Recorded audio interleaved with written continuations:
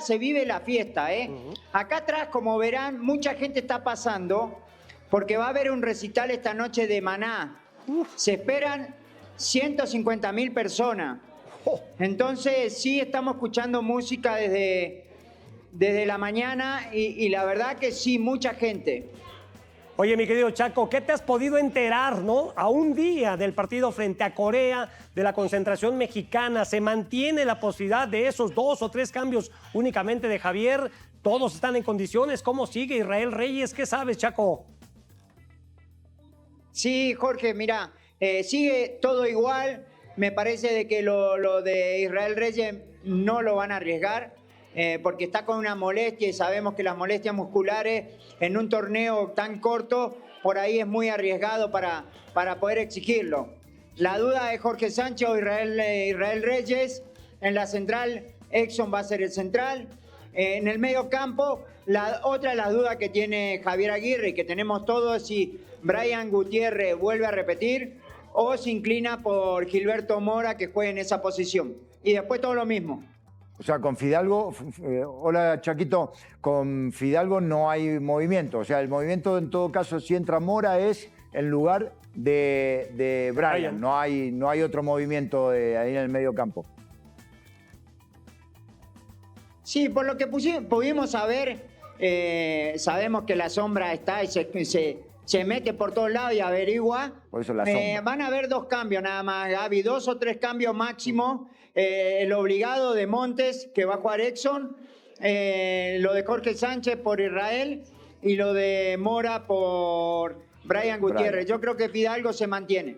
Oye, Chaco, lo que se vivió anoche en ese hotel de concentración, digo, me imagino lo que pueden sentir los futbolistas, pero tú como enviado, como jugador en retiro, porque no dejan de ser futbolistas, ¿cómo lo viviste, Chaco? No, lo viví. Es algo muy lindo lo que vivieron ayer. Yo tuve la posibilidad, y esto es algo personal, tuve la posibilidad de hablar después del evento con Santi y estaba anonadado con la cantidad de gente, cómo lo recibió Guadalajara, con los mariachi, con la gente que estaba en la plaza. La verdad que fue impresionante y obviamente que eso en el ánimo lo levanta porque la gente está muy metida y acá en Guadalajara es algo especial. A mí no me tocó tanto en la Ciudad de México, en la concentración está un poco más alejada la concentración de la selección de México, pero acá sí pudo venir la gente a apoyar a la selección y sí sorprendido. Totalmente, mucha gente metida con la selección y eso al futbolista le da mucha confianza. Chaco, querido, fuerte abrazo. Espero que te estén tratando bien ahí en la capital del mundo. Fíjate que... Ya no puedo más, Tony. No sabes lo que estoy comiendo. Bueno, y lo que falta, amigo. Me dio mucho gusto esta situación. El problema que estoy teniendo es que ya no me entran los sacos. Bueno, no te preocupes ahí. Hay más tallas. Una descosidita y listo, mi Chaco. Había dudas porque en Guadalajara... pues no podemos olvidar que había cierto encono con la selección por lo que pasó con Chivas, ¿no? En la liguilla, el tema de los seleccionados, y que en otros partidos la afición incluso se le ha volteado a la selección mexicana. Pero hay mucha conciencia de que es la primera vez, y yo no sé si la única, que México vaya a jugar un partido de un mundial en esta plaza. Y ayer los fuegos artificiales, la manera en la que se metió la afición, me parece que han arropado como nunca había visto yo a la selección mexicana. No sé si me atrevo a decir en alguna ciudad de provincia o hasta en la propia Ciudad de México. Eso se va a trasladar al estadio y van a vivir un ambiente espectacular mañana. Sí, coincido totalmente, Tony, que te mando un fuerte abrazo. Sí, mañana nosotros, por ejemplo, el plan que tenemos es prácticamente el mismo que hacemos en la Ciudad de México, pero acá tenemos que ir con más precaución y con más tiempo de anticipación. Porque sí, la gente está muy volcada con la selección, sí se vive un ambiente como que se paró todo y es solamente que juega la selección. Hoy, por ejemplo, vamos a ver, y estoy viendo gente que más allá que es distinto a lo que es el partido de selección, pero sí muchos con las camisetas de la selección, prácticamente 150.000 personas acá metidas de lleno con la selección y sí, mañana va a ser una fiesta a Guadalajara y esperemos que la selección le pueda dar esa satisfacción a la gente de Guadalajara. Qué padre, ¿no? Que se está viviendo realmente un ambiente de mundial con la gente que igual no puede entrar al estadio. Pero, Chaquito, ¿sí dejan descansar a los jugadores también o no? Se escucha el ruido, hay que dormir, ¿eh? Espero que no estén negros con la Minerva, si no. Espero que el festejo sea un ratito. Lo que sí hay que ir a ver a Manada esta noche, Chaco, ¿eh? Esa no te la pierdas. El Chaco, ahí te alcanzo. Ahí voy, ahí te alcanzo yo también. Ahora sí llama. Por ahí me subo al escenario a cantar con ellos. Ahora sí llama mucho, poderosamente la atención la respuesta del público. Sí. Porque la selección viene de un periodo crítico, difícil desde lo de Qatar. Sí, de acuerdo. Para nada se esperaba una entrega, una respuesta de público. Se dio ahora sí que el coloso de Santa Úrsula siempre será el Azteca. Y ahora en Guadalajara el recibimiento es espectacular, de verdad. Yo no esperaba. Sí, una Rafa. cosa así.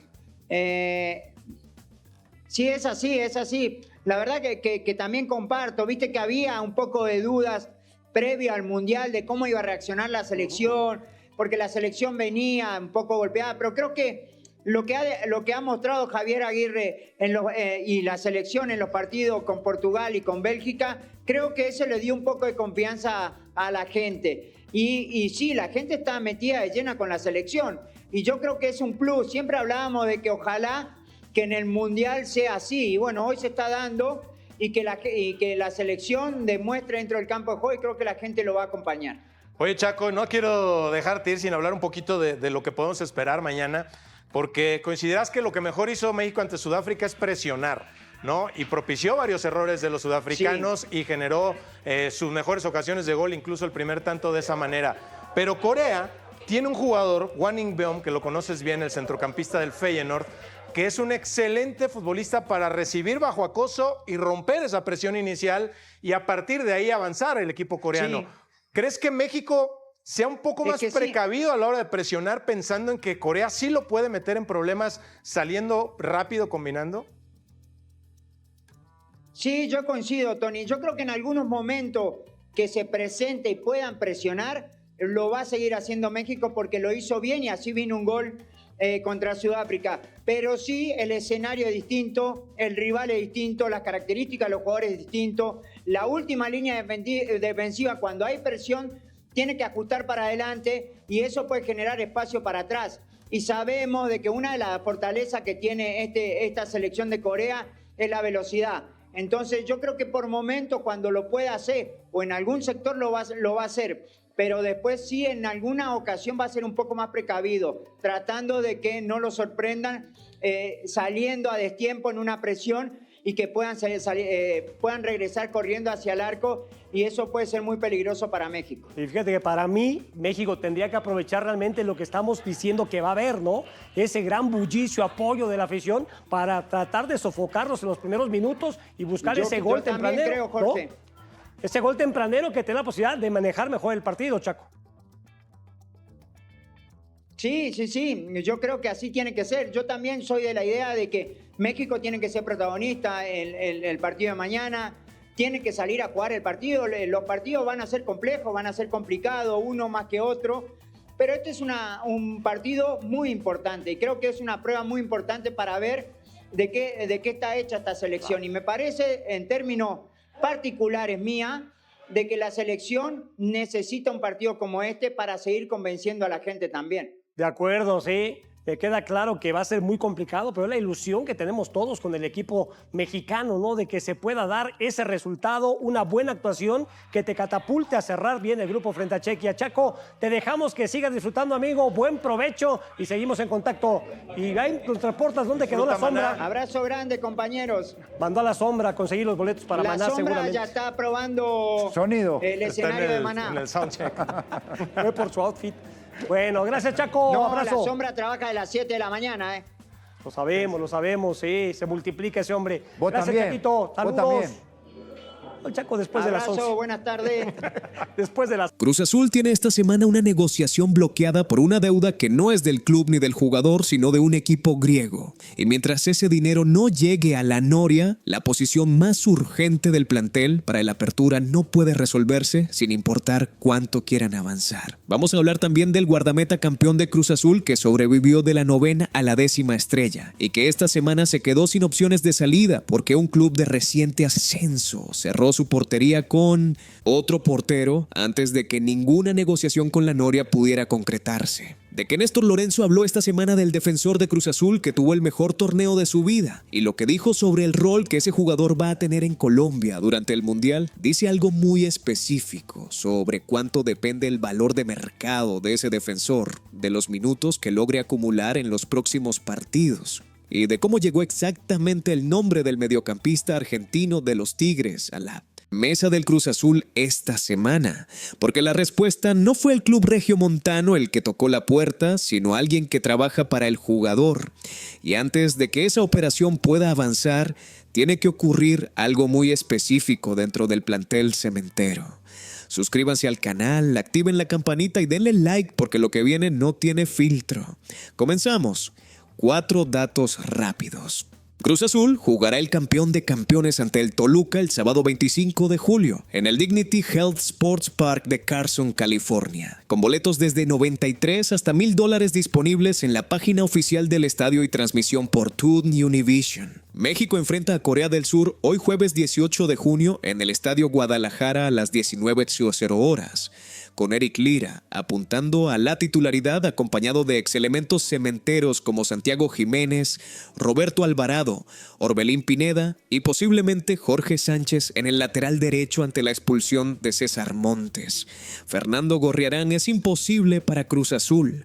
Tigres pide entre 10 y 12 millones de dólares. El club no hizo ni una sola consulta formal y el mediocampo no es prioridad de refuerzo para Wiki. El nombre muere aquí. Y Mauro Zaleta ya tiene destino confirmado. Se va al Necaxa en préstamo con opción a compra obligatoria por rendimiento, liberando un espacio en el plantel que la noria necesitaba resolver.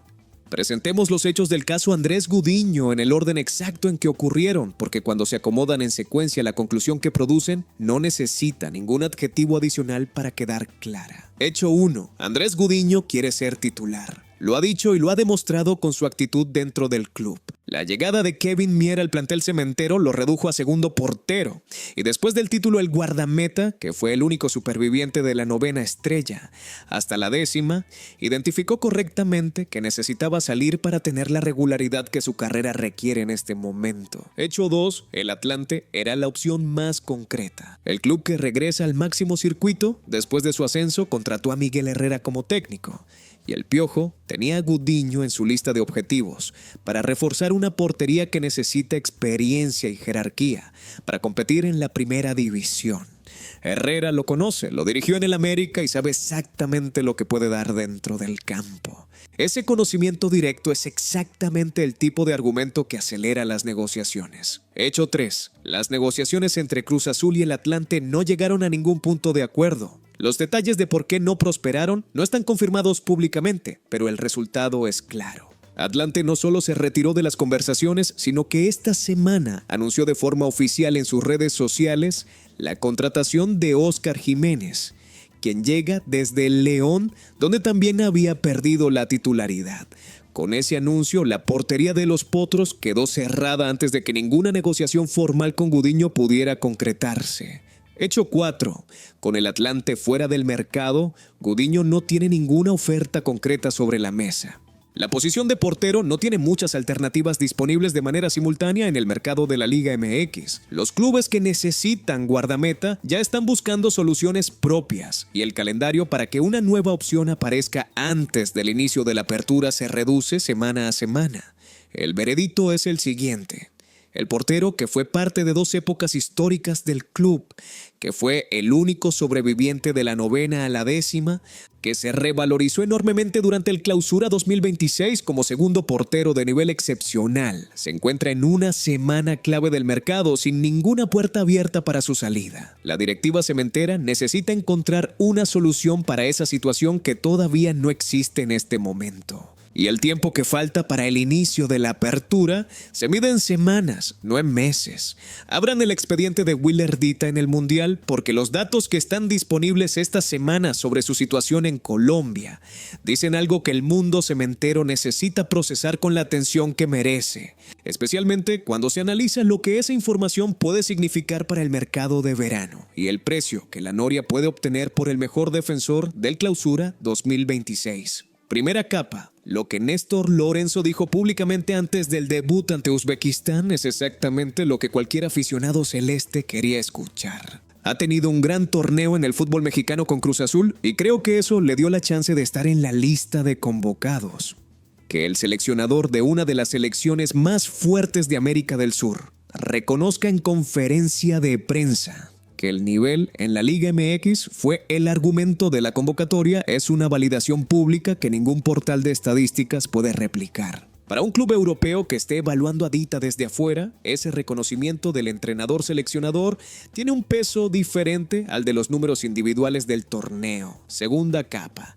La que el mundo cementero tiene que leer con más precisión es el rol que Dita tendrá en Colombia durante el torneo. Davinson Sánchez y John Lucumí son los centrales titulares para el debut ante Uzbekistán. Willer Dita espera desde la banca como tercera opción en esa posición. Esa jerarquía interna dentro de una selección con zagueros de talla de Champions League es absolutamente comprensible desde el punto de vista deportivo. Pero en términos de visibilidad internacional para el mercado de transferencias, la diferencia entre titular mundialista y reserva que entra a 10 minutos puede ser la diferencia entre una propuesta de 8 millones y una de 5. Tercera capa. Lo que el mundo cementero sabe sobre el interés europeo en Dita dice que hay clubes observando el torneo para definir si presentan oferta formal. Que esos clubes vean a Dita cumplir 5 minutos ante Uzbekistán tiene un impacto muy diferente a verlo dominar 90 minutos ante Brasil o Argentina si Colombia avanza en el torneo. La máquina necesita que su defensor acumule los minutos que justifiquen el precio que la directiva quiere obtener por su venta.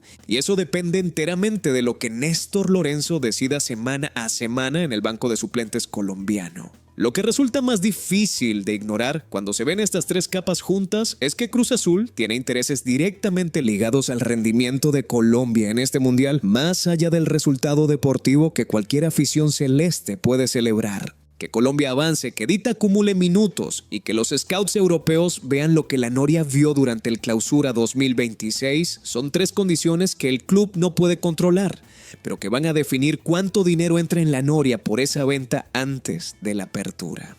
Hagamos el cálculo simple y preciso de lo que pasó esta semana con Juan Bruneta y Cruz Azul, porque cuando se presenta en el orden correcto, la situación resulta ser considerablemente menos avanzada de lo que algunos titulares sugerían y considerablemente más interesante de lo que el desmentido inicial parecía indicar. Lo que sucedió, según César Luis Merlo con exactitud de fuente directa, es lo siguiente. El representante de Juan Bruneta tocó la puerta de Cruz Azul hace aproximadamente 2 semanas y ofreció al jugador. No fue Tigres el que se acercó a la Noria para negociar una salida. No fue Cruz Azul el que llamó al Piojo para preguntar por el mediocampista. Fue el entorno del jugador el que buscó proactivamente un destino para su cliente. Eso, en el fútbol profesional, es absolutamente normal, pero cambia completamente la narrativa de urgencia que algunos portales construyeron alrededor del nombre.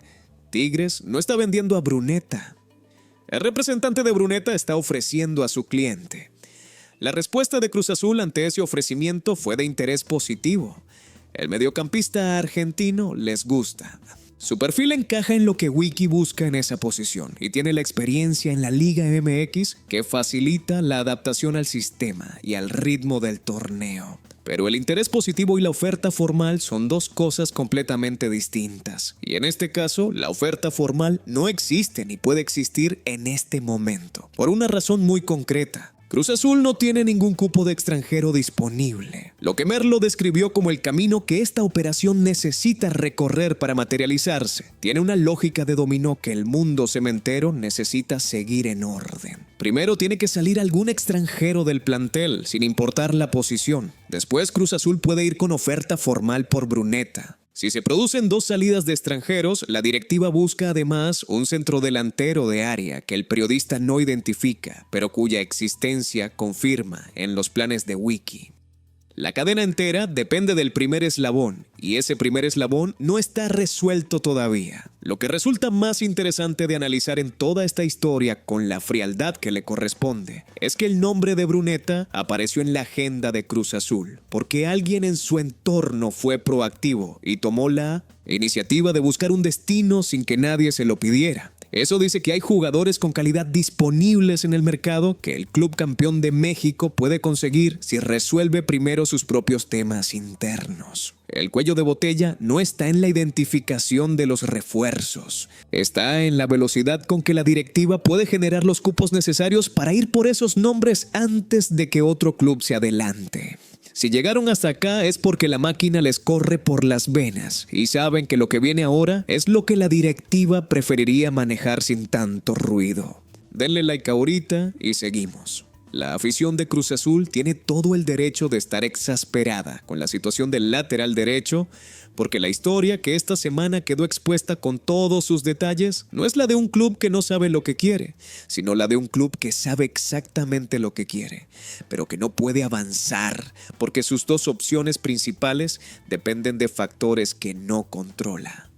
La máquina lleva semanas sin un lateral derecho estable, y esa es la realidad que Wiki identificó como prioridad número 1 al momento de plantear sus necesidades de mercado para el apertura. No hay ambigüedad sobre la urgencia. La posición está identificada, los candidatos están identificados y la voluntad institucional de resolverla está confirmada. El problema es que ninguno de los 2 caminos disponibles está en manos exclusivas de la directiva cementera. El primer camino se llama Julián Araujo y esta semana dejó en claro que Cruz Azul no es su primera opción. El lateral mexicano que pertenece al Bournemouth tiene recuperación de lesión pendiente y su círculo cercano mantiene conversaciones activas con el club inglés mientras explora opciones en el mercado europeo. De acuerdo con el reportero Fernando Esquivel, el futbolista agradece el interés de Cruz Azul y de Toluca, pero su plan deportivo apunta hacia Europa primero. La máquina aparece en la lista cuando Europa no sale, no antes. El segundo camino se llama Jorge Sánchez y tiene su propio obstáculo, que no depende del lateral ni de Cruz Azul, sino de un club en Grecia. El PAOK tiene una deuda pendiente con la Noria y la postura institucional del club cementero es clara: resolver ese ingreso primero, antes de tomar cualquier otra decisión sobre el posible regreso del lateral mexicano. Eso significa que la negociación de un refuerzo para la posición más urgente del plantel depende en alguna medida de que un club europeo honre sus compromisos financieros con Cruz Azul antes de que el mercado mexicano se cierre. La afición ya habló y lo hizo de manera contundente. En la encuesta de Vamos Azul, con más de 1,000 participantes, 875 aficionados eligieron a Jorge Sánchez contra apenas 221 que votaron por Julián Araujo. Esa diferencia de casi 4-1 no es estadísticamente insignificante. Es la voz de una afición que prefiere la familiaridad, la experiencia dentro del club y la previsibilidad de alguien que ya sabe lo que es rendir bajo la presión que la Noria genera cada semana. La pregunta que resulta más incómoda de formular en este escenario, después de analizar todos los factores, es si Cruz Azul va a poder cerrar esa posición antes de que la apertura arranque el 17 de julio, o si Wiki va a tener que improvisar en la banda derecha durante las primeras jornadas con jugadores que no son laterales naturales. Llevamos semanas esperando que esa definición llegue y cada semana que pasa sin que llegue es una semana donde la preparación táctica de ese sector del campo queda en suspenso. Abran el expediente del contrato de Joel Wiki, porque los detalles que Carlos Córdoba y Gerardo González revelaron esta semana dicen mucho más sobre el estado real del proyecto cementero que cualquier comunicado oficial que la Noria vaya a publicar cuando la firma sea oficial.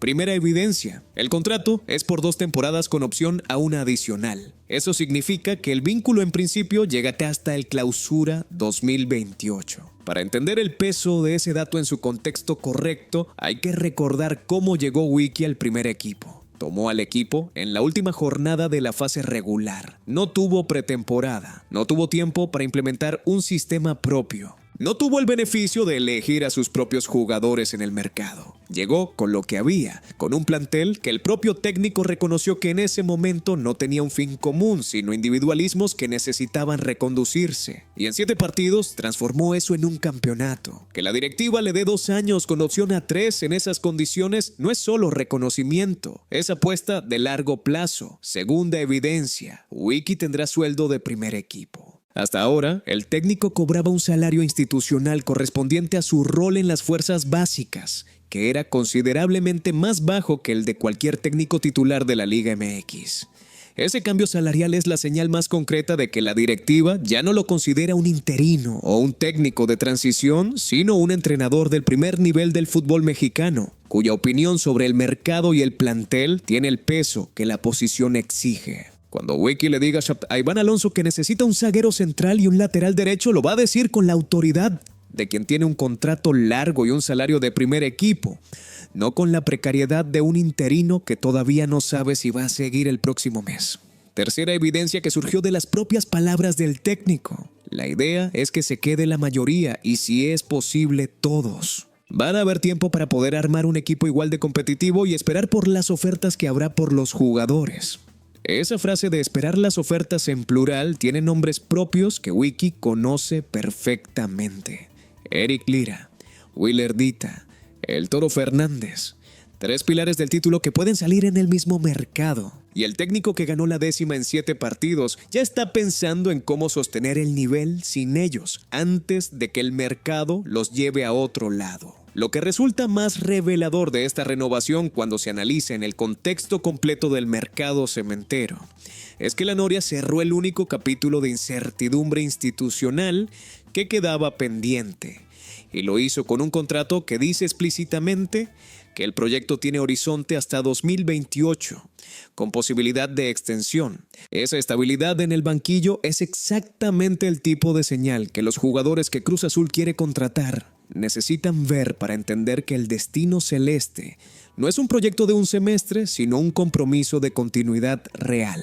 La historia de la despedida de Eric Lira de Cruz Azul tiene 3 dimensiones que merecen verse juntas, porque cuando se analizan por separado, cada una parece un capítulo de mercado normal. Pero cuando se ven en conjunto, forman un cuadro que la afición cementera tiene todo el derecho de procesar con la mezcla de orgullo y tristeza que la situación exige. La primera dimensión es la humana.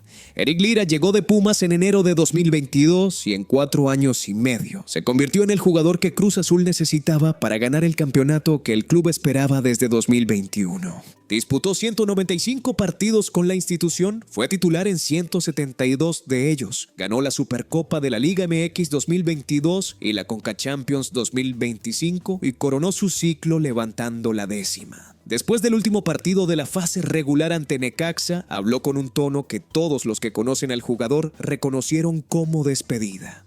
Cruz Azul siempre va a estar en mi corazón. Es mucho esfuerzo no solamente de los jugadores, sino también del cuerpo técnico, del staff, de toda la gente que está en la Noria. Agradecerles. Y luego, estoy seguro de que no solamente yo. Los que estén adentro daremos un salto importante, y los que estamos acá vamos a levantar la mano para que seamos más en Europa. Eso no es una declaración de seguimiento del mercado. Es un capitán diciéndole adiós a su club con la misma claridad que los grandes jugadores tienen cuando saben que un ciclo terminó en su punto más alto. La segunda dimensión es la institucional. Víctor Velázquez no solo escuchó esa despedida, la respaldó. El presidente de la cooperativa Cruz Azul le prometió a Lira facilitar cualquier negociación que permita concretar su salida a Europa una vez que el Mundial termine. Que el presidente del club campeón de México comprometa institucionalmente esa postura con su capitán no es una concesión menor. Es un acuerdo de palabra que funciona como señal para el mercado europeo. Si les gusta lo que ven en el Akron esta semana, pueden iniciar conversaciones formales sabiendo que la Noria va a cooperar con el proceso. La tercera dimensión es la que el mundo cementero necesita analizar con frialdad, porque determina cuánto dinero puede recuperar Cruz Azul por su mejor jugador y qué tan preparado está el club para absorber esa pérdida. Según Transfermarkt, el valor de mercado actual de Eric Lira es de 12 millones de euros, el más alto de su carrera. Los clubes que forman la lista de interesados son Real Betis y Sevilla de España, Girona como parte del City Football Group que incluye al Manchester City, Ajax y Feyenoord de Países Bajos, Valencia de la Liga, Benfica y Porto de Portugal, Napoli y Fiorentina de Italia. Los scouts del Girona ya estuvieron en partidos del Clausura 2026 y van a repetir esa presencia en los duelos de México en el Mundial. El partido de hoy ante Corea del Sur es la vitrina más grande que Lira ha tenido en su carrera y puede ser el catalizador que convierta el seguimiento en oferta formal. Cruz Azul no se quedó sin plan. Amaury García tomó el protagonismo en el mediocampo durante la liguilla con Lira en concentración del Tri y el equipo no sufrió su ausencia en términos de resultados. Y según reportes confirmados, la directiva tiene identificado a Denzel García, mediocampista de los Bravos de Juárez que fue sparring de la selección mexicana antes del Mundial, como su principal candidato para cubrir el espacio que Lira va a dejar. Ese plan B no es de la misma jerarquía que el titular, pero su existencia dice que la Noria ya está trabajando en la reconstrucción, mientras el campeonato todavía está fresco. Creen que Cruz Azul puede perder a Lira, al Toro y posiblemente a Dita en el mismo mercado y seguir siendo candidato real al bicampeonato de la Apertura. Y si tuvieran que elegir cuál de las tres bajas les preocupa más para el proyecto de Wiki, échenme eso en los comentarios. En el próximo video les voy a revelar cuánto le están ofreciendo exactamente a Eric Lira, los clubes más avanzados en las negociaciones, y por qué ese número hace que la promesa de Velázquez sea la única respuesta posible que el presidente podía darle al capitán campeón de la 10ª. Ese detalle lo cambia todo. Suscríbanse para no perdérselo, denle like si llegaron hasta acá, activen la campanita y nos vemos en el próximo video.